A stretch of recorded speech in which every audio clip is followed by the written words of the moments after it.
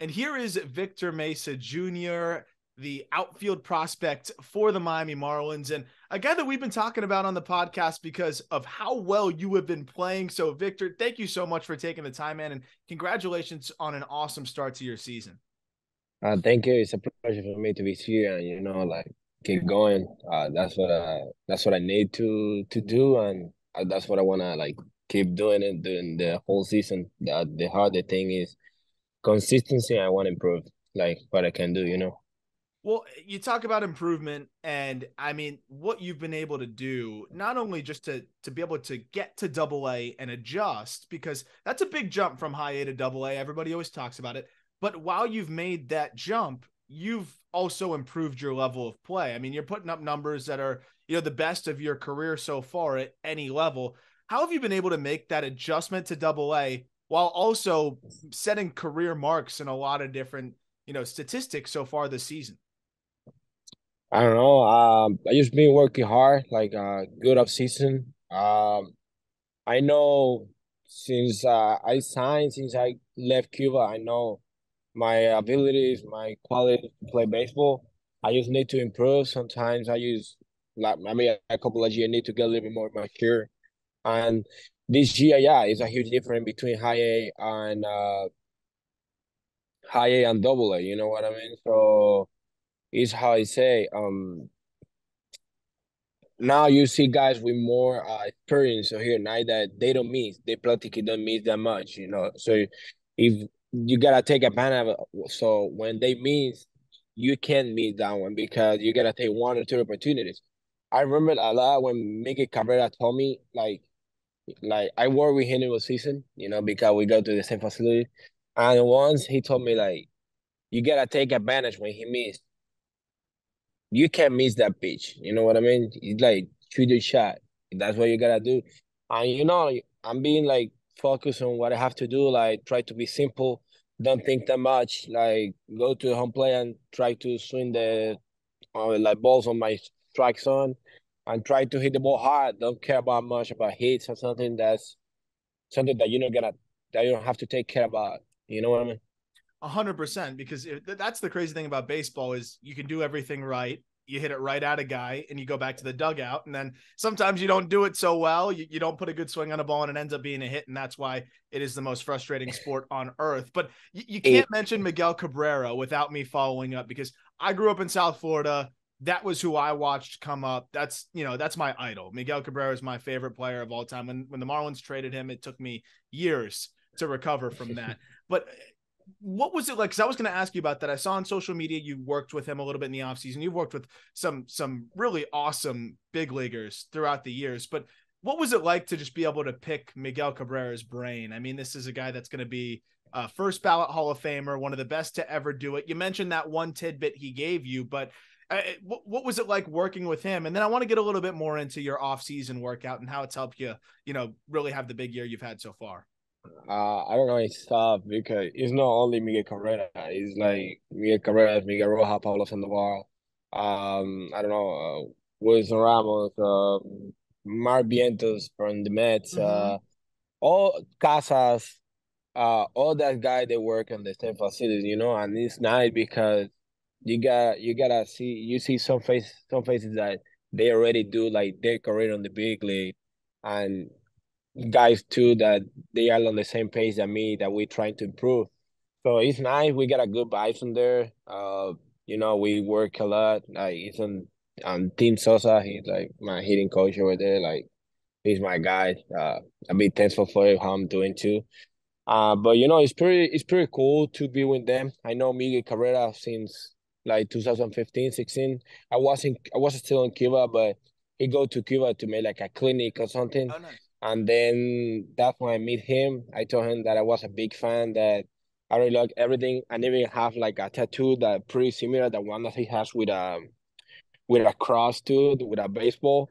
Yeah. And I told him that I wanna be like that I want to be like him when I grow up. Yeah. So see how his life now working out with him, and that's how life goes. You know what I Isn't mean? it cool? That's awesome. That's an awesome story.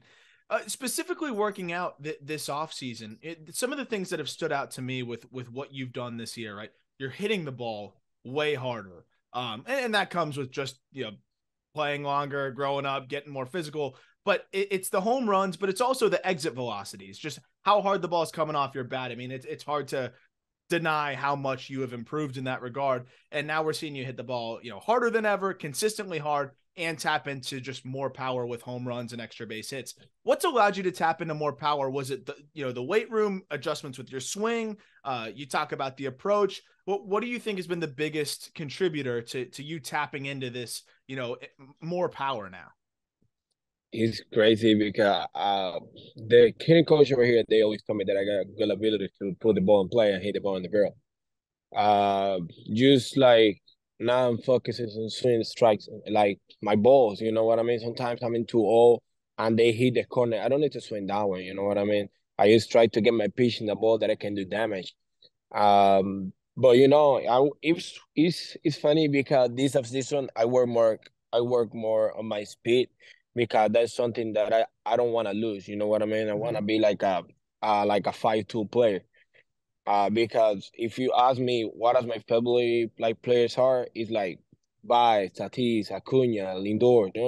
That's Do a it guy all. that they can do. They do all at all. Yeah, no guys that they go 0 for 4. You got nothing to look at that play. You know what I mean? So I was working on my speed. Maybe that give me more power from my legs. That's why I'm being like more engaged in my leg. Uh, but like I think I was being like a guy that I can hit the ball like consistency. I just need to be focused and take a good approach, like think to the middle of the way, don't be like pulling or whatever. Just swing my pitch and that's it. Like I'm not being focusing on nothing like extra. Just like listen to my coaches and that's it. Like see the ball, hit the ball, how bloody junior say. Yeah, you got to make it simple, especially in such a complicated sport. But it's interesting you talk about the lower half and how that's kind of helped you maybe hit the ball harder. You can see the speed in the outfield too, and it was really fun watching a lot of your video dating back to last year, but then even this year. Just seeing how comfortable you are in center field. And I think that personally for me, just with the conversation around you as a player, and you're seeing, Marlins fans get more excited about you and you see more write-ups. I think the most underrated part of your game is your defense in center field because you look so comfortable out there. You mentioned the speed, you cover a lot of ground. You look really smooth. How do you feel about yourself in center field? Because you seem like you just glide out there, and again, I think that's one of the most underrated aspects of your game. You add that speed a little bit now too. Do you feel like that's translating into being able to run down some more fly balls, especially now that your reads are getting better? Like, how good do you feel in center field right now? Because you look great. Thank you for that. I appreciate it. I feel comfortable. I think that's a position that I feel more comfortable. By the way, I don't care if I'm playing like right or left. I just care about play. It's like I don't care if I'm hitting like one or nine. I just care about play. That's true. I feel that I have a good defense since I was a kid. My dad was a legend in Cuba. He was a Mm-hmm. player, and then when he became a manager, I lived a little bit that experience. And then I work out with the outfields that he got by that time in Cuba. I was like 5, 6, 7. I was like cutting like high fly balls. They do too. So that's something that motivate me to like be like improving on defense. How I told you, I would like to be a guy. Maybe I failure on the process, but I like to be a guy 5'2". So if I want to be 5'2", I gotta focus on defense too. I don't know.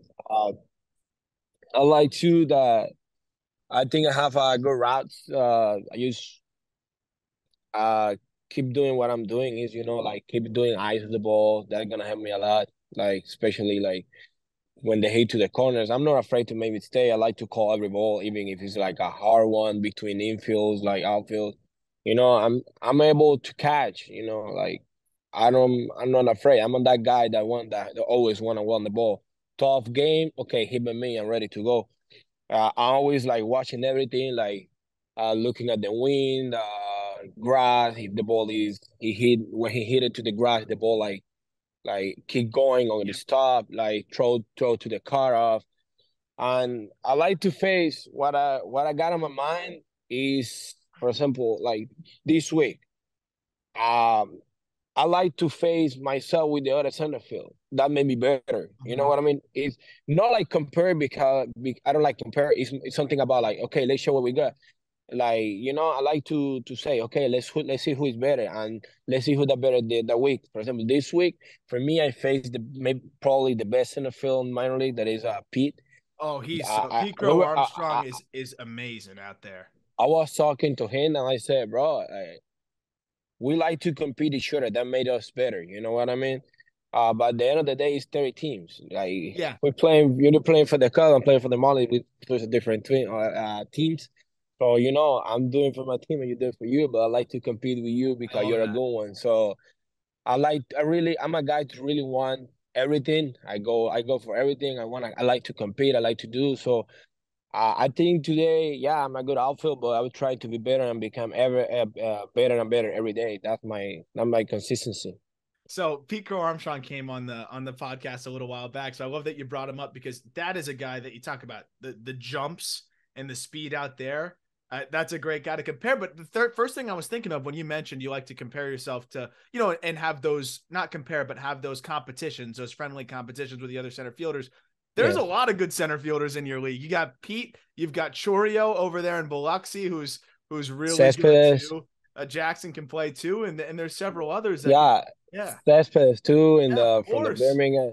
Yeah, it's like how I told you, like I like to compete. Maybe how you say, maybe I'm underrated, maybe I'm good, but that's not something that I gotta say. That Yeah. that does not mean I don't really care about that. I'm just a guy that I don't listen like that much to to I don't know, you could say haters, whatever. I don't care about that. I just focus on what I do and I know what I can do, like trying to be better every day, like that could be defense, stealing, hitting, throwing, whatever.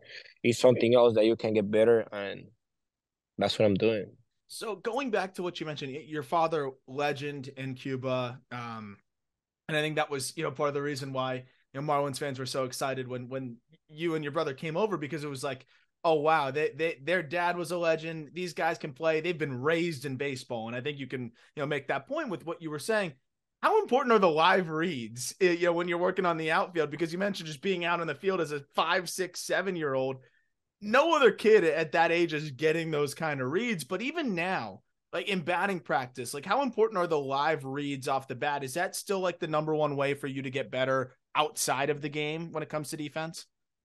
Yeah, for me, the most important on overall is like don't get uncomfortable. Even if mostly on hitter, when you're hitting, you can see more because it's easily to go out or being hot to be hitting. So if I'm doing good, I'm being focused. If I'm doing like bad, I'm doing focused. It's the same with defense. Mostly in the defense, it's easier, because it's easy to catch Yeah, fly balls. You know what I mean? So it's what I say. I work in like one twice a week on ice the ball. That we play a lot, so I like to like keep calm. Sometimes I race, sometimes not. But I like to do ice the ball. I like to call the ball like in a straight angle. I like to see the wall every time that we go to a new stadium. I like to see how the wall, how the ball fly, how the sun. That's how I prepare the most. I like to hit on the second group. So I go to different first, and then I check everything. I say, okay, I'm good already here. I know like what is gonna be when I be here on the field, and then I just go here and do my routine. It's like that's how I prepare. You know what I mean? Like 100%. say all the details. That's what I'm gonna become you like a better player. And recently I've noticed just you talk about the approach at the plate, how you've been more selective, and I think that's been very clear with your strikeout rate continues to drop, you're walking more, your chase rates are down. But what stands out to me also is your ability to kind of lay off the breaking balls and the way you've been able to hit breaking balls better, because we've seen in this league with these baseballs, pitchers are doing some things to the ball that you just haven't really seen much of. A lot of the hitters that I've talked to, the fastball has a little bit more carry, the breaking balls have a little bit more movement. Was there like an adjustment process, not only to double A, but maybe to like a little bit of the different baseballs? Because again, you've just been more and more comfortable every time I watch. The takes are a little bit easier. You look like you're just seeing it better. Was there like a process of getting used to that? Yeah, um, I could say yes. Like everything the baseball being changing. If you see now the guys they be calling up with 20 years. You know what I mean? So back on the year it wasn't like that. So right now I'm just focusing when I signed at the beginning, I was like a hitter, um, um, fastball hitter. You know what I Yeah. mean? And I say, okay, when that was for my rookie year.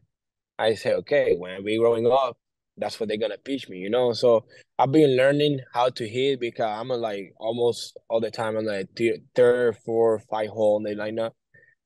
That's how they got me. So they're gonna pitch me. I'm gonna come with runners on current position. So they're gonna pitch the breaking ball. If I wanna get better, I gotta learn how to do it. Yeah. You know what I mean? And especially with the fastball too, every time that we do a meeting, we talk about the pitcher, the hitting coach Snyder. He always say, "Hey, you go right." I say, "All the pitchers you go right now." He can't skip that part. I know that he go right already because that ball make you like feel that you got like extra right. But we're working on. We're doing like some exercises that it can help me too. So it's like it's a part of the preparation. If the baseball change, you get a change with it. And how different is it? Because again, like that's something that I've seen a lot of guys say. But at the end of the day, you can hit it. You just got to adjust. But like, how different did it look from what you were seeing in spring training with just the stickier baseballs? Yeah, it's almost the same, just a little bit different, but Mhm. it's a quick different that you can like call the ball or you can miss it. You know what I mean? Yeah. So it's like what I think.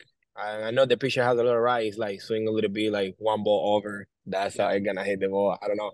Yeah. You can see more spin, especially when we see like trackman or whatever that you see the guy that he got like a big spin. You gotta go home. You go home play with like ready to go. And ready to what you're gonna face.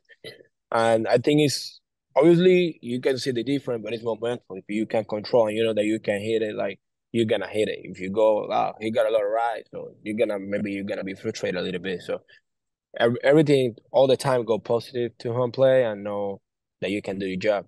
I love that. And one of the last questions I wanted to ask you too is what is the biggest difference you've seen in yourself? Because again, you're just 21 years old, already in Double A, having this success, but you've been playing baseball a really long time. You've been playing professionally for a few years now.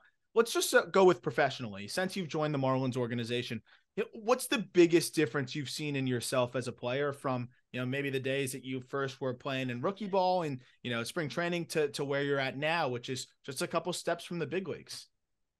I think you learn every day. You been like learning like every day a little bit, like little details every day.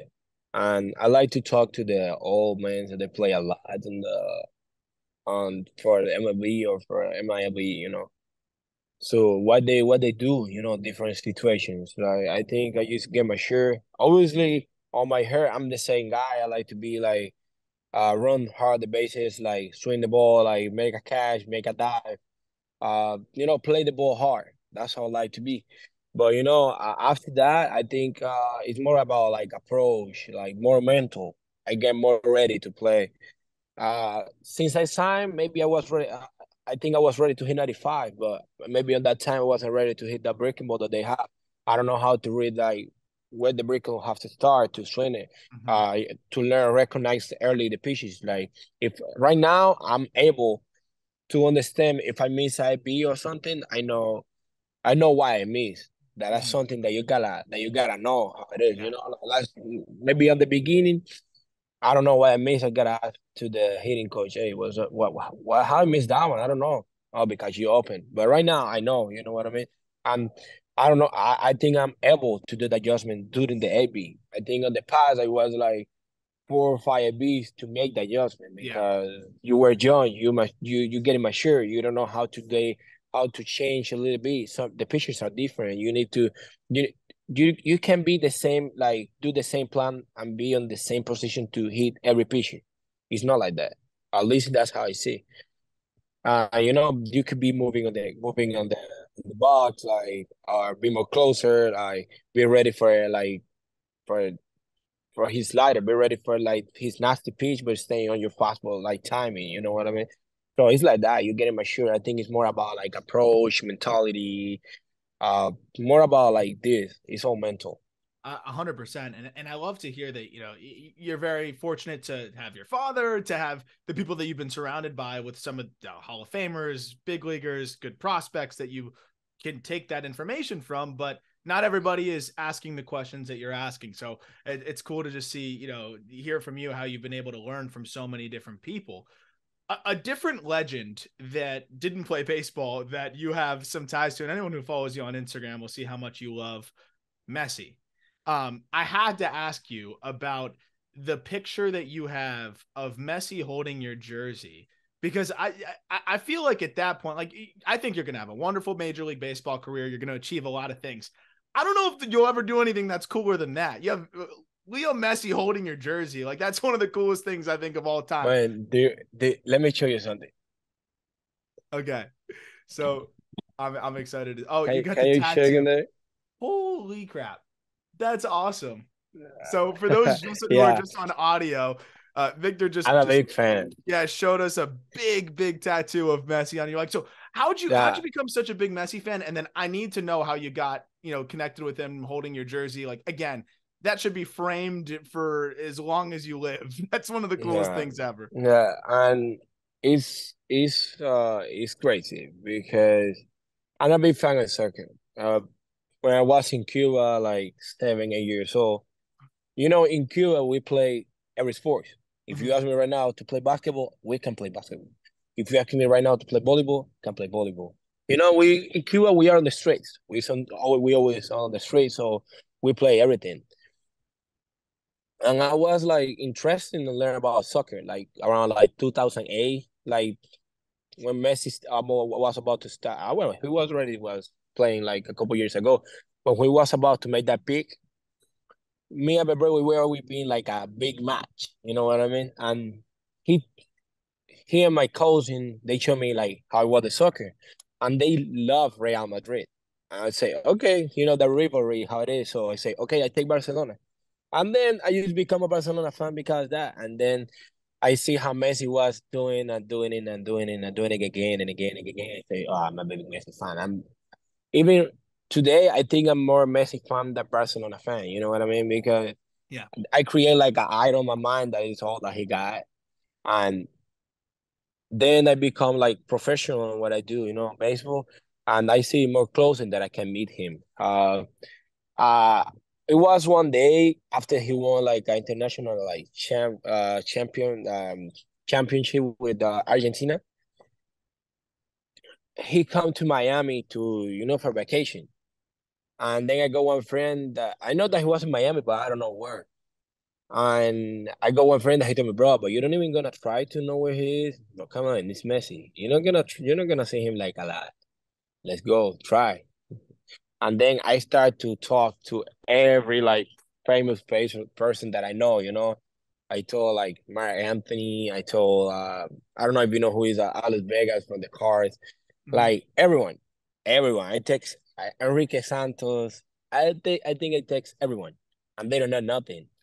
And by casualty, I text my personal my personal train. Well, he's not my personal trainer, but the guy who take care of me, how you call that? My therapist. Yeah, yeah, yeah. His name is Jorge Rivera, and he told me, "Hey, I think he's in this house.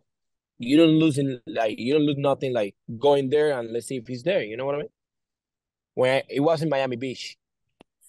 When I get there, it was like 20 people. It was like 11 p.m. because that was late in the night. And then when I get there, it was like 15 people outside the house. Like, I got no chance to see him, no chance. And then two house away, his father and his mother was in the house staying, and he was in the other house, with his wife, kids, and whatever. I was about to leave because I was like 10, 15 minutes. I say, okay, I'm not gonna see him. And his dad go out of that house, walk into the Messi house. I say, his name is Jorge. I say, Jorge, hey, what's up? I don't want to bother you guys. I know how you guys live. So, but I basically play for the Marlins. I don't want to bother you guys. I want to know if I can meet Leo. No, he told me that no, I don't think that that's possible. It was 11 p.m. of the night, a Sunday. He got no chance. I say, I completely understand. And then it was like 5 more minutes. His nephew come out and said, "Hey, Jorge want to apologize. I know that you're professional, like you know that you're a guy, like normal neither. You know what I mean? Because I'm not that I'm a fan, but at least I'm a professional. I don't want to bother him You're because I gonna know treat how he him right. lives. You're gonna treat him with respect and be normal, right? Yeah, yeah. And then he go on and say, hey, you can see him because he wake up early and now he's about to go sleep. But if you wanna say him like something or whatever, I say, yeah, I got this, and I bring a jersey with me. I tell you, if you can give it to him, that would be like the best day of my life. You know what I mean? That my idol have my jersey, that he know that I'm assist. You know what I mean? Yeah. It was crazy. Um, like a day after, I was like a horrible night, like 0 for 4 with 2 strikeouts or something like that. I said, damn, what a night. Nothing can like become this night better because it's impossible. When you 0 for 4 with 2 strikeouts, it's crazy. And then he sent me the picture. Hey, there you go. There is a picture. And he sent me the picture, Messi holding my jersey. That was like, I don't know. I cry. I cry. I'm not gonna lie. That's why I wore the number 10. Oh, And I didn't even think about it's that. great. Oh yeah. Yeah, it's because okay. My dad was the number 32, but my brother was also the 32 too. So I don't want to be like same. It's like even I told my dad the day that I get a son, his name is not gonna be Victor neither. I'm that guy that ain't not gonna be the same. You know what I mean? So that's why I went on the number 10, because him and because Julie too, Gurriel. Oh yeah. Who is the Marley. I know him since I was a kid, so I'm a No big way. fan I of didn't him know too. that. So So that must have been so cool to obviously, see the Marlins pick him up. yeah, yeah. That I think, yeah, I was so excited. Even when I was in the sprint training, I was not invited to sprint training, to big league sprint training, but sometime I told him, hey, let's come out, let's come in, and we eat outside. You know what I mean? The big league side, because by respect, I don't go in that much, but it was funny. It was funny, but how that I have one of my idols, I can say here too, and I think obviously in personal, I would like to be like on the big, but one of the bigger reasons too is because Julie's there. I would like to share. I never think that I can share like the same clubhouse with him, so that's one of my goals. I love that. That's awesome. That was an awesome story as well. So I got to ask you Yeah. then, you mentioned Yuli. Is there a player that you like to, of course, you have your own game. You mentioned being a 5-tool guy. That's what you want to be. Is there a player you want, like, you look at and say, I'd love to, have a game similar to that? A center fielder out there in Major League Baseball where you're like, I'd like to look something like that. Yeah, of course, but it's crazy because my favorite player is Javier Baez. Yeah. You know what I mean? I become like a MAGA fans like since 2017 or something like that. Before the guys know him that much, because the guys start to know him when it was the World Classic or whatever. Like the fans. I was before like 2 years before, something like that. I like to see like players that they are almost like getting there and growing up, Mhm. and I see I got a good eyes for that. I know that they're gonna become a superstar, and then since that day, I become like a Mago fan, like all that he do, all like how he's like, how he play. He made like the baseball look easier because he's that kind of guy that he don't need to hit to look good. You know what I mean? The fans, Mhm. okay, Alpha Football, he make a couple play, he's live, he make a show. You know what I mean? So Yeah. he's one of the guys that I'm looking him that I look for. I could say Acuna. Acuna is a good one too. Who else? Um, Jazz is a good one too. He's pretty good. I Yeah. told him he got too much talent. Tatis, Hmm. guys that they have fun playing Yeah. baseball. I love that. That's what I like. That's what I like. I love it. And that's what it's all about, man. At the end of the day, it's a game. You guys are lucky to still be playing it, but it's a game. It's hard work. It takes a Yeah. lot of focus, preparation, and no one's doubting the grind, but it is, I feel like the guys that are out there having fun generally seem to be the guys that play the best. So I love to Yeah, hear that from you, man. And the oh, go ahead. they look no, they look relaxed. You know what I Yeah, mean? They don't exactly. look worried, and that's something that I like. Have fun. By the way, you're 20, 25 only once in your life, and you Exactly. need to have fun during the process. You know what I mean? Last question for you. What are your goals, for this year? You mentioned maybe sharing a clubhouse with Yuli, but personal goals. What are you hoping to accomplish this year? I'm not gonna lie. I would like to make the bigs. That's something that me and my family been dreaming for like years. Like, but that's not something that it get me crazy. Mm-hmm. I'm more a guy of day by day. Yeah, you know what I mean. Go to home plate, do my job. If that call come, I'm gonna be grateful. You know what I mean. I'm gonna be something else. I don't know. I don't even know how it's experienced because I never been with me before. But it was even the other day I got chills because they called Jerry and we were in Birmingham and it wasn't me, but I was happy for him and it made me chills how crazy it is and that vibe that it was in the clubhouse at that time was incredible. So I think my biggest goal is make the bigs, but not forgetting where I am and what I have to do, my goals, my what I have to do every day. Like keep doing the job that I've been doing, keep helping my team. I think that's that's how you become a good player. Like Mm-hmm. playing for the team and try to help the team to win. Yeah. I'm happy when the team like win too, even if I don't do good. So it's like keep doing my thing, but focus on the most important is help like the Blue Wahoos to make the playoff again. Let's see like how we doing this first round. We're doing pretty good actually right now. I hopefully like we got a great team. I'm not gonna lie. So hopefully we get the classification for the playoff. And then after that, keep doing the same in the second half of the season, and let's see what God had for me. You know what I mean? I'm a guy who don't like to be like thinking on the future. I'm more like right now, keep doing my job. Tomorrow, go to Mississippi, try to do my best in there. If not, let's go to Biloxi and try to be my best there. Like try to be my best every day, and that's it.